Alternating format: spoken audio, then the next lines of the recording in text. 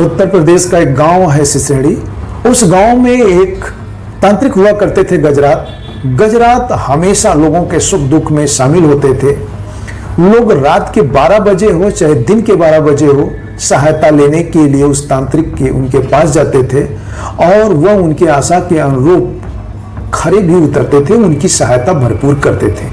तांत्रिक रोज सुबह उठकर अपने बराबर का एक धागा लेते थे और गांव के बाहर एक पीपल का पेड़ था, उसमें जाके लपेट देते थे और वहीं बैठकर तंत्र मंत्र की कुछ क्रिया करते थे, अपनी साधना करते थे। उसके पश्चात आकर अपने घर पर अन्न जल ग्रहण करते थे। लेकिन तांत्रिक के जस्ट घर के बगल में त्रिलोचन नाम के व्यक्ति का घर था। वह तांत्रिक को फूटी आंखों नहीं देखना चाहता था। वह यही चाहता था कि यह तांत्रिक कब इस घर को छोड़कर बाहर चला जाए। उसे यह शक था कि यह तांत्रिक सुबह सुबह जब निकलता है धागा लेकर उस पेड़ में लपेटने के लिए, तो यह मेरे घर पर भूत प्रेत छोड़ देता है। लेकिन वह तांत्रिक भूत प्रेत छोड़ने वालों में से नहीं था, बल्कि तंत्र मंत्र के द्वारा भटकती हुई आत्माओं और स्पिरिटों को वह हांट करता था। वो भगाता था ऐसी बुरी आत्माओं को, लोगों की सहायता करता था बुरी आत्माओं से। लेकिन वह त्रिलोचन उल्टा ही समझता था। उसने एक जाल बुना, गांव के कुछ लोगों को मिलाया और पंचायत एक दिन ला खड़ी कर दी कि इस तांत्रिक को, गजरात को, गांव के बाहर जो पेड़ है पीपल का, वहीं की एक जमीन छोटी सी दे दी जाती है। यह वहीं पर अपनी कुटिया बनाकर अपनी साधना करें, अपनी पूजा करें और वहीं पर रहें।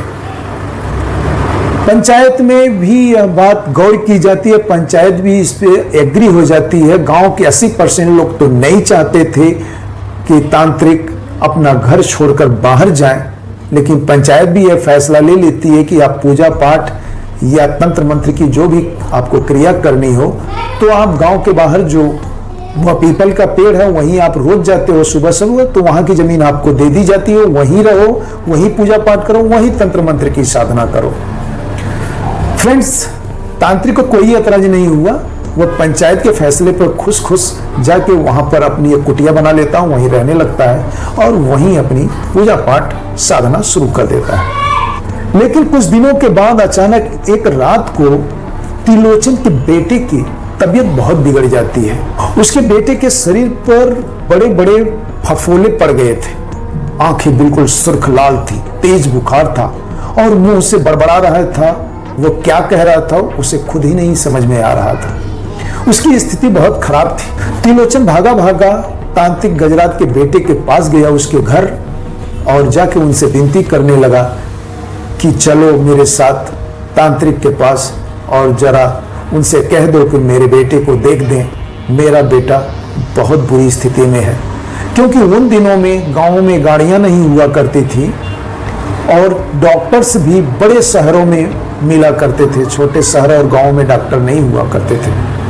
त्रिलोचन बहुत परेशान था। तो तांत्रिक के बेटे उसके अनुनय विनय को मान लेते हैं और उसको लेकर तांत्रिक के पास जाते हैं। तांत्रिक गजरात भीतर कुटिया में से ही बोला है, क्यों त्रिलोचन आ गए? तुमने ये कैसे समझ लिया, कैसे ये सोच लिया कि मैं तुम्हारी मदद करूंगा? त्रिलोचन जाके उनके पैरों में गिर पड़ता है और बहुत माफी मांगता है कि मुझसे बहुत बड़ी गलती हो गई, लेकिन मेरी गलती की इतनी बड़ी सजा मत दो कि मेरे बेटे को अपने प्राण ही त्यागने पड़ जाए। इस बात को तांत्रिक बखूबी समझते थे और वह त्रिलोचन के साथ चल पड़ते हैं इसके बेटे को देखने के लिए। आते हैं, यहाँ पर देखते हैं, कुछ लवंग के फूल थे, उसके साथ कुछ वह क्रिया करते हैं और वह लवंग त्रिलोचन के बेटे को खिलाई जाती है और त्रिलोचन को वापस साथ लेकर आते हैं और उस पेड़ में से एक धागा निकाल कर देते हैं। ये धागा ले जाकर अपने बेटे के दाएं पैर में बांध देना, बेटा तुम्हारा ठीक हो जाएगा। और ऐसा ही हुआ। अगली सुबह तक उनका बेटा ठीक हो गया। जब बेटा ठीक हो गया तो त्रिलोचन बहुत खुश हुआ, लेकिन त्रिलोचन के अंदर बैठा हुआ कीड़ा अभी वही बाहर नहीं निकला था। उसने सोचा है कि मेरे बेटे के ऊपर भूत इसी तांत्रिक ने भेजे थे और मुझे अपने पैरों में झुकाना चाहता था। जब मैं इसके पैरों में झुक गया तो इसने मेरे बेटे पर से भूत को उतार लिया।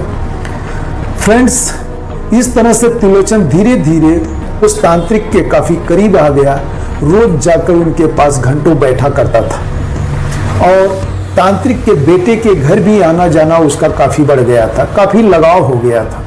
लेकिन एक दिन की रात को कुछ लोगों ने देखा कि त्रिलोचन तांत्रिक की कुटिया से निकलकर भागा जा रहा है अपने घर की तरफ और अगली सुबह तांत्रिक के कुटिया पर भीड़ लगी थी, पूरा गांव इकट्ठा हुआ था और वहां आपस में बातें चल रही थी। इस तांत्रिक को जहर दिया गया है और वो जहर त्रिलोचन ने ही दिया है। इस तरह से वो तांत्रिक षड्यंत्र का शिकार हुआ और वह मर गया। लेकिन आज भी उसकी आत्मा उस पेड़ में आज भी है और उस गांव में ऐसी मान्यता है कि वो हमारी रक्षा आज भी करती है। उस गांव वाले यदि कोई भी मांगलिक कार्य आज भी करते हैं, शादी विवाह जैसे करते हैं, तो जब हल्दी के दिन धागा पहना जाता है हाथों में, तो वो पहला धागा लपेट देते हैं उस पेड़ में और जब वो बारात वापस आती है, लड़का अपना धागा जब निकालने को जाता है तो वह धागा हाथ में से निकाल के वापस फिर उस पेड़ पर रख दिया जाता है। और ऐसी मान्यता है कि उनकी आत्मा तांत्रिक की हमारी आज भी मदद करती है, हमें सुरक्षित रखती है, भूत प्रेतों से दूर रखती है। लेकिन त्रिलोचन भी अब मर चुका है, लेकिन उसके खानदान की कई पुश्तें आ चुकी हैं। उनकी हर पुश्त में, हर पीढ़ी में एक पागल जरूर पैदा होता है। फ्रेंड्स, ये रही उस गांव की कहानी। पसंद आई हो तो लाइक जरूर करना, सब्सक्राइब करना। Thank you.